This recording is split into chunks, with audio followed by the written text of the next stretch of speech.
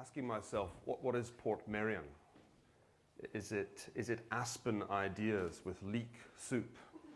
Or is it Sun Valley with daffodils? I realized what it was last night. It's Davos with community singing. Sunny June will soon be here, and then we'll hear the cuckoo sing his joyful tune. I knew exactly when the subprime crisis would happen because I was shown a chart by somebody in New York showing when the majority of subprime mortgages would reset, when the interest rates would go from the teaser to the real rate. And it was absolutely clear that it would be the spring of 2007. It wasn't, in fact, public lack of trust in banks that made the financial crisis so severe.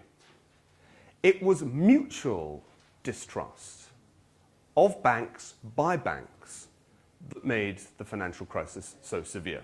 I was describing the attractions of tonight to the ragged trouser philanthropist who is currently painting my house. And I was saying we're going to have X and we're going to have Y talking to us, and it's all very wonderful.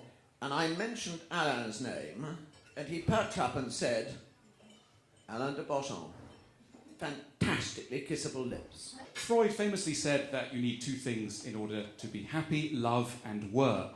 These are the two pillars on which modern man and woman builds their sense of happiness. This is incredibly demanding and interesting and slightly crazy as an ideal, and I want to try and explore some of that, particularly focusing on the work side of things. The big reason why many of us are hungry for money and power. It's got nothing to do with money or power. It's got to do with the respect that follows an impressive answer to the question, what do you do with your life? In a school play, Kololo Senior Secondary School, Kampala, Uganda, motto, lead, kindly, light.